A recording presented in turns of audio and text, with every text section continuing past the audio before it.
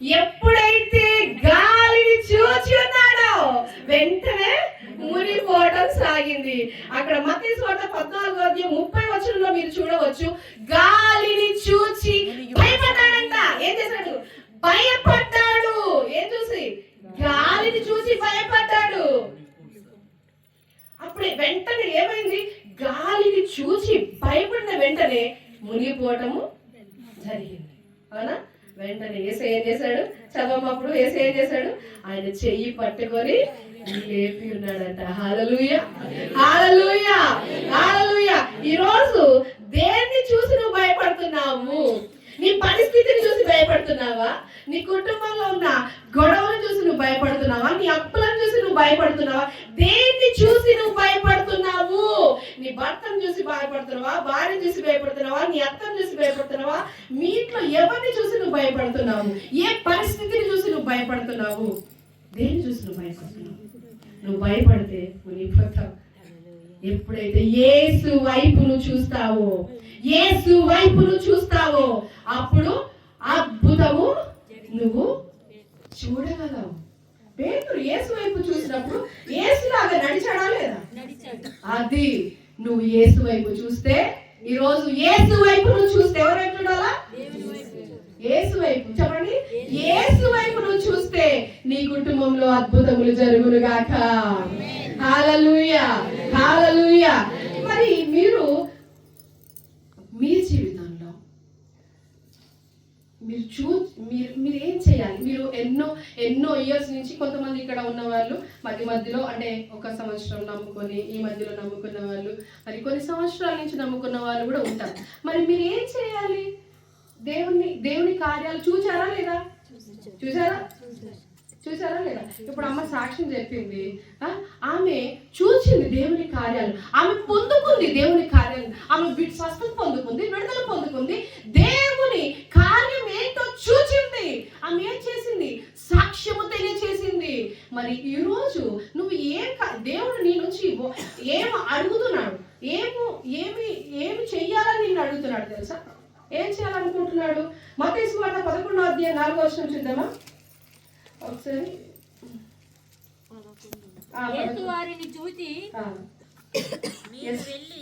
మీరు వెళ్ళి విన్న వాటిని కన్న వాటిని యోహానుకు తెలుపుడి. గుడ్డివారు చూపు పొందుచున్నారు, గుడ్డివారు నడుచుచున్నారు, కృష్టివారు శుద్ధులగుచున్నారు, చెవిటివారు వినుచున్నారు, మృతులైన వారు లేపబడుచున్నారు, బీదలకు సువార్త ప్రకటించబడుచున్నది.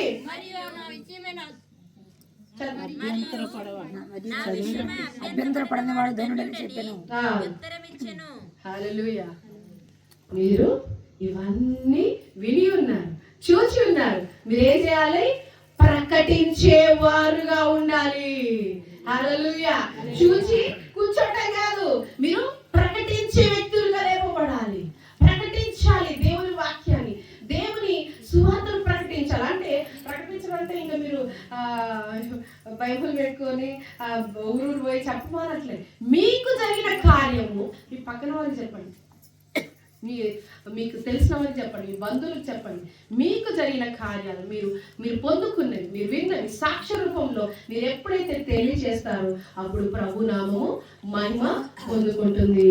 హల్లెలూయా, హల్లెలూయా. మత్తయి సువార్త 13 చూద్దాము చివరిగా.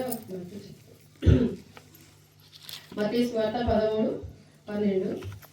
కలిగిన వానికి ఇయ్యబడును, వారికి సమృద్ధి కలుగును, లేని వారికి కలిగినది వారి యొద్ద నుండి తీసివేయబడును.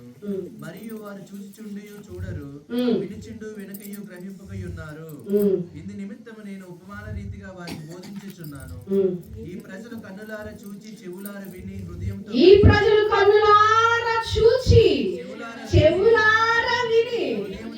హృదయంతో గ్రహించి మనసు త్రిప్పుకొని నా వల్ల స్వస్థత పొందకుండానట్లు వారి హృదయంలో కొవ్వినది, వారి చెవులు వినుటకు మందములైనవి, వారి తమ కన్నులు మూసుకొని ఉన్నారు. గనుక మీరు విను మట్టుకు విందురు కానీ గ్రహింపరు, చూచు మట్టుకు చూతురు కానీ ఎంత మాత్రము తెలుసుకొనరని యెషయా ప్రవక్త ముందుగానే ప్రవచించి ఉన్నాడంట.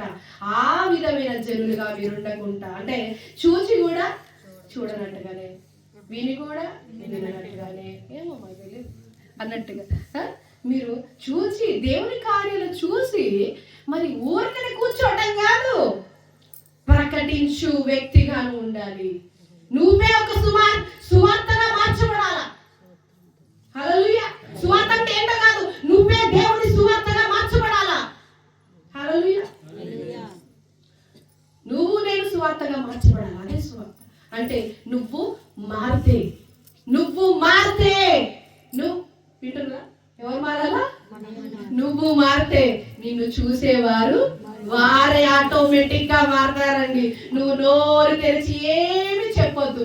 నేను యేసయ్యలోకి వచ్చాక ఇలా ఉన్నాను, అలా ఉన్నాను, అది చేస్తున్నాను, ఇది చేస్తున్నాను, నువ్వేమి చెప్పని అవసరం లేదు. నిన్ను చూసి తెలుసుకుంటారు. నీ ప్రవర్తనను చూసి, నీ మాటను చూసి, నీలో ఉన్న విశ్వాసము చూసి వారే తెలుసుకుంటారు. నిన్ను చూచిన వారు గ్రహిస్తారు. యేసు ప్రేమ నీలో ఉంది, యేసు క్షమాపణ నీలో ఉంది, ఈమె మార్చబడింది. నువ్వు మందిరానికి అయితే వెళ్తావు, మరి ఇంట్లో మాట్లాడడం మాత్రం మొత్తం నోరు తెరిస్తే బూతులు, పక్కింటోళ్ళు తిట్టడం, ఎదురింటోళ్ళు తిట్టడం, ఇంట్లో భర్తను తిట్టడం.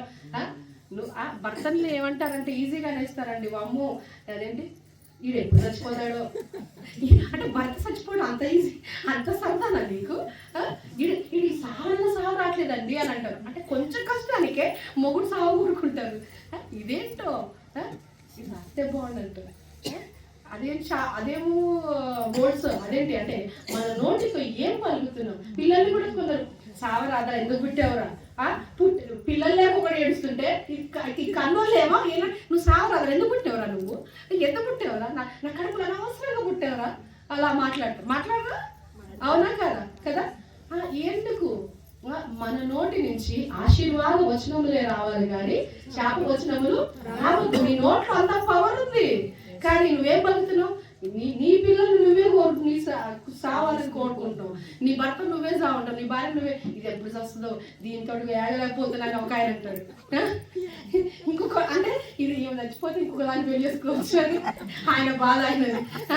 దీని గొడవ వదిలిపోతే దీని బాధ వదిలిపోతే ఇంకో దాన్ని పెళ్లి చేసుకోవచ్చు అని ఆయన బాధ అయినది.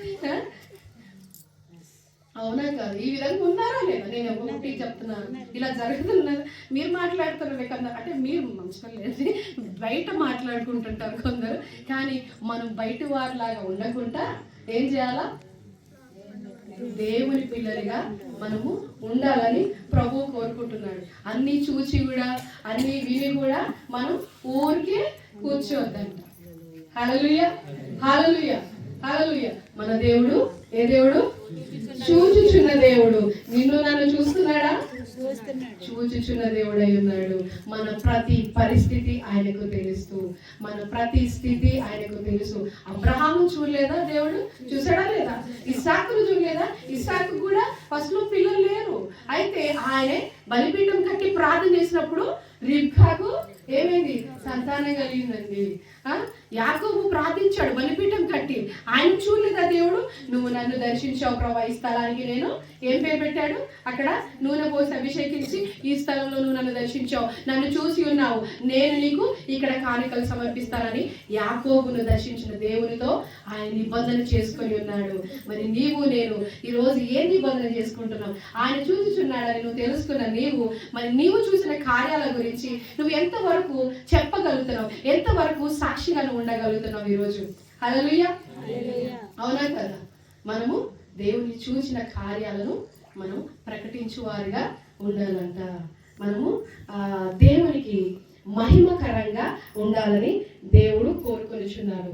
ఎందుకంటే చాలా మంది స్వస్థ పొందుకుంటారు, మేలు పొందుకుంటారు, కానీ సాక్ష్యం చెప్పడానికి భయపడతారు. సాక్ష్యం చెప్పమంటే అసలు ఇలా అదే ఇంట్లో టాప్ లేచిపోద్దండి. ఇక్కడ ఇది భయపట్టుకోమంటే వణికిపోతారు. ఒక సాక్ష్యం చెప్పంటే ఇంట్లో అంటే అక్కడ పక్కన కనిపిస్తుంది. ఇక్కడికి వస్తే అమ్మ గొంతు లేవు, ఇక్కడికి వస్తే మాట బయటికి రాదు అసలు.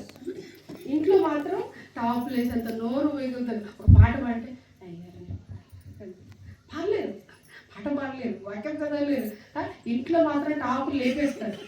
మరి ఏంది ఆ గోల, ఏంది ఆ నోరు అని అంటారు, భర్తను వరించలేక అంతగా గొంతెత్తి చిచ్చుకొని పాడతావు. మరి దేవుని మందిరంలో కూడా నువ్వు గొంతెత్తి స్వరం ఎత్తి నువ్వు పాట పాడాలనుకుంటున్నాను. ఒక మాట చెప్పి నేను ముగిస్తాను. లాస్ట్ ఒక వచ్చినాము. దేవుడు మనం నిర్మించిన దేవుడు, మనం సృజించిన దేవుడు. ఆయనే మనతో ఏమన్నాడంటే, మరి నేను ఎప్పుడో చూసి ఇర్మియా గ్రంథంలో ఒక మాట ఉంటుంది, 1వ అధ్యాయం 5వ వచనంలో నేను చెప్పి ముగిస్తాను. ఇర్మియా గ్రంథం గర్భములో నిన్ను నేను రూపింపక మునిపే నిన్ను ఎరిగి తిని, నువ్వు గర్భము నుండి బయలుపడక ముందే నేను నిన్ను ప్రతిష్ఠించి తిని, జనములకు ప్రవక్తగా నిన్ను నియమించి తిని. అందుకు అయ్యో ప్రభువగు యెహోవా, చిత్తగించు నేను బాలుడనే, మాటలాడుటకు నాకు శక్తి చాలదనగా యెహోవా నాకు ఇలాగ సెలవిచ్చున్నాడు, నేను బాలుడు అనవద్దు, నేను నిన్ను పంపు వారి అందరి యొద్దకు నీవు పోవలను, నీకు ఆజ్ఞాపించిన సంగతులన్నీ చెప్పవలను, వారికి భయపడకుము, నిన్ను విడిపించుటకు నేను నీకు తోడై ఉన్నాను. ఇదే యెహోవా వాక్కు. హల్లెలూయా. ఏమంట విన్నారు అందరూ? నీవు బాలుడనవద్దు, నేను నిన్ను పంపించు వారి యొద్దకు నీవు పోవలను, నీకు ఆజ్ఞాపించిన సంగతులన్నిటిని నువ్వు చెప్పవలను, వారికి భయపడవద్దు, నిన్ను విడిపించుటకు నేను నీకు తోడై ఉన్నాను. హల్లెలూయా. దేవుడు ఏమైనాడు? మనకు తోడై ఉన్నాడు. ఇమ్మానుయేలు, దేవుడు మనకు తోడై ఉన్న దేవుడు. ఆయన మనని చూచుచున్న దేవుడు. పిండముగా ఉన్నప్పుడే, ఆయన నిర్మించినప్పుడే నిన్ను చూచి ఉన్నాడంట. ఆ దేవుడు నీతో మాట్లాడుతున్నాడు. నిన్ను పంపించి వారి యొద్దకు నువ్వు వెళ్ళు, ప్రకటించు, నువ్వు మాట్లాడు, నీ సాక్ష్యం చెప్పు, నువ్వు దేవుని కార్యాలు చూసినవి విన్నవి అన్నిటిని నువ్వు ప్రకటించు. నీ మందిరంలో ఏం కార్యాలు జరుగుతున్నాయో, మీ అయ్యగారు ఏం వాక్యం చెప్తున్నాడు, మీ అయ్యగారి ద్వారా ఏం సాక్ష్యాలు జరిగి ఉన్నాయో, మందిరంలో ఏం జరిగినాయో నువ్వు ప్రకటించు. ఒక సువార్తగా నువ్వు మార్చబడాలి, ఒక ప్రకటనగా నువ్వు మార్చబడాలి నువ్వు. హల్లెలూయా, హల్లెలూయా. కానీ దేవుడు నువ్వు భయపడవద్దు అని సెలవిస్తున్నాడు. ఏమైంది? పేతురు భయపడితే మునిగిపోయాడు. మీరు మునిగిపోయే స్థితిలో ఉంటారా? ఉండద్దు కదా. ఎలా ఉండాలా? నిలబడేవారు స్థిరులుగా ఉండాలి. హల్లెలూయా, హల్లెలూయా. మీరు స్థిరులుగా ఉండి ఆయనలో అంటుకట్టబడాలి అని దేవుడు కోరుకుంటున్నాడు. మరి మీరు భయపడవద్దు, నేను మీకు తోడై ఉన్నాను. ఆయన మీకు తోడై ఉన్నాడు. మీ పక్కన వారికి చెప్పండి, దేవుడు నీకు తోడుగా ఉన్నాడు. షేకానికి ఇచ్చి మీ పక్కన వారితో మంచిగా నవ్వుతూ, మీ సొమ్మేం పోదు, ఈ రోజు మీ డబ్బులు 10,000 నష్టం కాదు, సంతోషంగా నవ్వుతూ, అమ్మ నీకు దేవుడు తోడుగా ఉన్నాడు చెప్పు. మీ ఇంట్లో నా బంగారం అంతా ఆమెకేం వచ్చేది మీకు చెప్పినప్పుడు మాత్రాన చెప్పండి. గట్టిగా అందరు పక్కన వాళ్ళు చెప్పండి, దేవుడు నీకు తోడుగా ఉన్నాడు అని చెప్పండి. మీ పక్క వాళ్ళు అమ్మగారు మీరు చెప్పండి, దేవుడు మీకు తోడుగా ఉన్నాడు. దేవుడు మీకు తోడుగా ఉన్నాడు. హల్లెలూయా. దేవుడు మనకి తోడుగా ఉన్నాడా? yes. ఎంతమంది నమ్ముతున్నారు? దేవుడు మనకు తోడై ఉన్నాడు. హల్లెలూయా. నా తోడుగా ఉన్నవాడవే, నా చెయ్యి పట్టి నడుపు వాడవే, నా తోడుగా ఉన్నవాడవే, నా చెయ్యి పట్టి నడుపు వాడవే, నా పక్షమున నిలుచువాడవే, నా ధైర్యము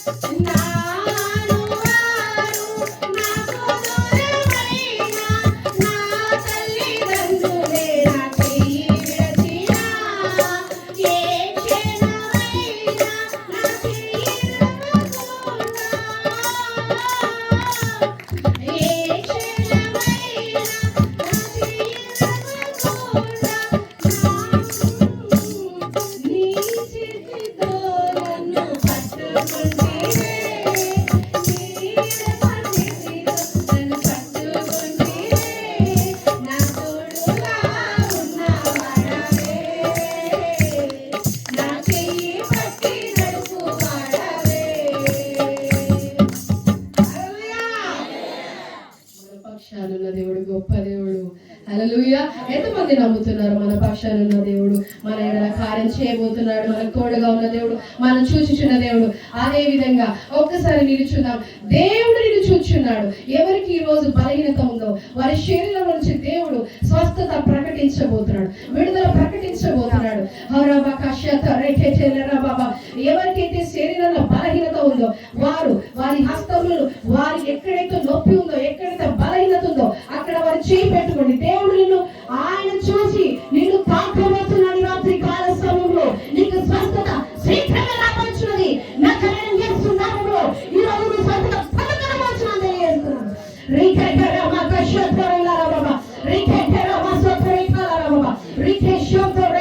Every demon spirit, every demonic powers, I dispel the name of Jesus Christ of Nazareth. యేసు నామములో విడుదల ప్రకటిస్తున్నాను. దాని ప్రభావ తలలో ఉన్న నొప్పి యేసు నామములో బయటకు వెళ్ళిపోయినట్టు ఆపేస్తున్నాను. కడుపులో ఉన్న నొప్పి యేసు నామములో బయటకు వెళ్ళిపోయినట్టు ఆపేస్తున్నాను. కాళ్ళ బలహీనతలు, మోకాళ్ళ నొప్పులు యేసు నామములో ఇప్పుడే బయటకు వెళ్ళిపోతుంది అక్క. ఇప్పుడే అరికాళ్ళ మంటలు ఎవరికైతే ఉన్నాయో అరికాళ్ళలో మంటలు దేవుడు వారిని ఇప్పుడే తాకవచ్చున్నాడు. విడుదల కలగొచ్చున్నది. ఎవరికైతే సంతానం లేదో దేవుడు మరొక సంవత్సరంలో వారికి సంతానం దయచేయును గాక. I prophesy in the name of Jesus Christ of Nazareth. Open the wombs right now, Father. ఎవరికైతే గర్భఫలం లేదో దేవుడు నూతన కార్యము జరిగించబోతున్నాడు. ఎవరికైతే తల నొప్పిగా ఉందో విడుదల కలుగును గాక. చాలా సార్లు వారి తల నొప్పితో, మైగ్రేన్ పెయిన్ తో కానీ తల నొప్పితో బాధపడుచున్న వారిని దేవుడు తాకుచున్నాడు. ఇప్పుడు ఎక్స్ట్రా తాకుచున్నాడు. విడుదల వారికి వచ్చును గాక. నాకు జ్ఞాపిస్తున్నాను. పరిశుద్ధాత్మ భుజముల నొప్పి, ఎవరికైతే నడుము నొప్పి ఉందో దేవుడు ఆ నడుము నొప్పిని తీసివేయబోతున్నాడు. 18 సంవత్సరాల నుంచి బలహీనతతో బాధపడిన స్త్రీని ముట్టిన దేవుడు అదే దేవుడు నిన్ను ముట్టబోచున్నాడు. అదే దేవుడు నిన్ను తాకబోచున్నాడు. నీకు స్వస్థత కలుగుచున్నది. నీ నడుము నొప్పి దేవుడు తీసివేయబోతున్నాడు. పరిశుద్ధాత్మ ఇప్పుడే విడుదల దయచేయండి, స్వస్థత దయచేయండి. ఎవరికైతే బలహీనతగా ఉందో, బంధకాలలో ఉన్నారో వారికి విడుదల దయచేయండి తల్లి ప్రభా. ఎవరికైతే కంటి చూపు పనిచేయట్లేదో, ఎవరికైతే మస్కగా కనిపిస్తుందో యేసు నామములో ఆ నేత్రము తెరవబడును గాక. ఆ పొలం తెరవబడును గాక. నాకు విడుదల ప్రకటిస్తున్నాను తల్లి ప్రభా. పరిశుద్ధాత్ముడా నీకు వందనాలు. ఇప్పుడే దర్శించండి, తాకండి ప్రతి బలహీనత నుంచి విడుదల ప్రకటించమని వేడుకున్నాం. విడుదల వచ్చును గాక.